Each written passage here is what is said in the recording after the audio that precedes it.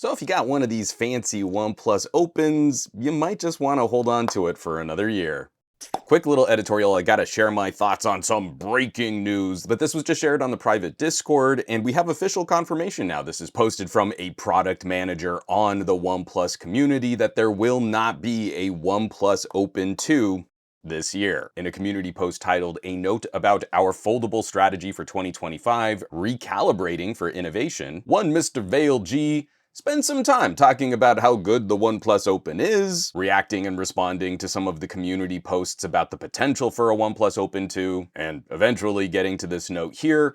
At OnePlus, our core strength and passion lie in setting new benchmarks and challenging the status quo across all product categories. With that in mind, we've carefully considered the timing and our next steps in foldable devices, and we have made the decision not to release a foldable this year. While this may come as a surprise, we believe this is the right approach for us at this time. As Oppo takes the lead in the foldable segment with the Find N5, we're committed to developing products that will redefine multiple categories and bring you experiences that are as innovative and exciting as ever, all while aligning closely with our never settle mantra. That said, our decision to pause on foldable for this generation does not signify a departure from the category. Oppo's Find N5 demonstrates remarkable advancements in foldable technology, including the use of cutting-edge new materials and more sophisticated engineering. We remain committed to incorporating these breakthroughs into our future products. In bold text, this is not a step back, it's a recalibration. Our commitment to innovation is stronger than ever, and we're excited to bring you fresh, unique experiences that truly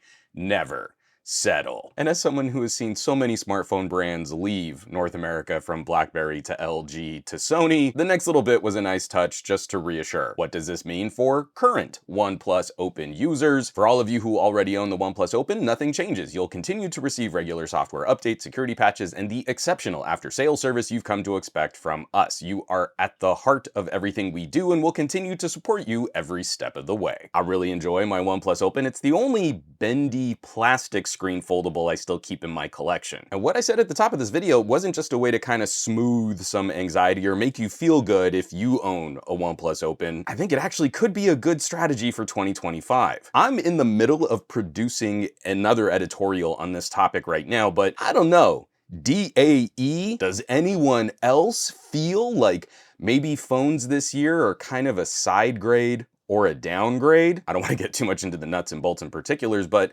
as there's sort of global instability in tariffs and component pricing, and a lot of these components are increasing in price, we're seeing a lot of companies make tough decisions on what to compromise to keep prices similar to what they were last year. But those brands gotta keep the profit margins healthy. Shopping a foldable in 2025, we're kind of in a weird place, especially here in North America, where we don't have a ton of options for bendy, foldy plastic screens. Google, Samsung, OnePlus. That's about all we get to play with if you want a mini squarish tablet that turns into a double thick phone. For most of 2025, the OnePlus Open is going to have to do battle with the Pixel 9 Pro Fold. The SoC in this is more powerful than what's in the current Tensor, and while Google and Samsung have improved their radio efficiency in the Pixel, Qualcomm still has the edge, even with this being an older chipset and an older radio. So for the real power users, you want all the horsepower and all the graphics, I think we can be reasonably sure that Samsung is going to opt for the newest Qualcomm SoC, a 2-generation jump in CPU and GPU compute power over this device here, that all-new big core design, but the practicality, and one of the significant wins of the Open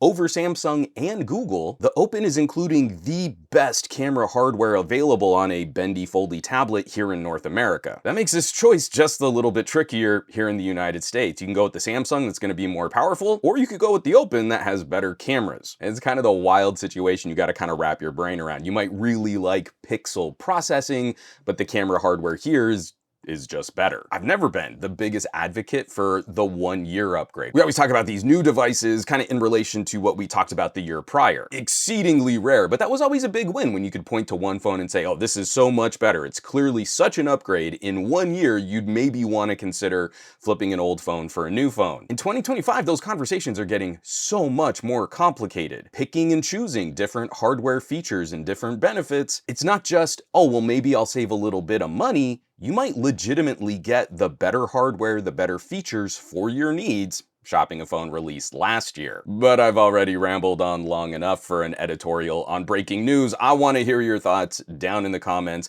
How do you feel about OnePlus skipping 2025 and all these increased component costs for a device that probably would have undercut a Samsung Foldable by a sizable margin? Do we think Oppo has a strategy to maybe bring more of their premium devices to North America? I'd love to hear your thoughts. Drop those tasty hot takes in the comments down below. And if you're rocking a OnePlus Open, then you already know that this is still a phenomenal device to be rocking as a daily driver in 2025. I've got so much testing to do, and this year the conversation has gotten a little complicated. So all of the folks who get to see the results of my tests and benchmarks, my editorials and my reviews, folks who get the early access, that first sneak peek, are my awesome patrons. All of the incredible people on patreon.com/SomeGadgetGuy. This list of names scrolling by on your screen right now. A huge thank you from the bottom of my heart. These are the folks that are helping to keep the lights on here in the Gadget Lab, and my videos and reviews and editorials would not be possible without their generosity and their support. They're basically the coolest tech pals in the universe.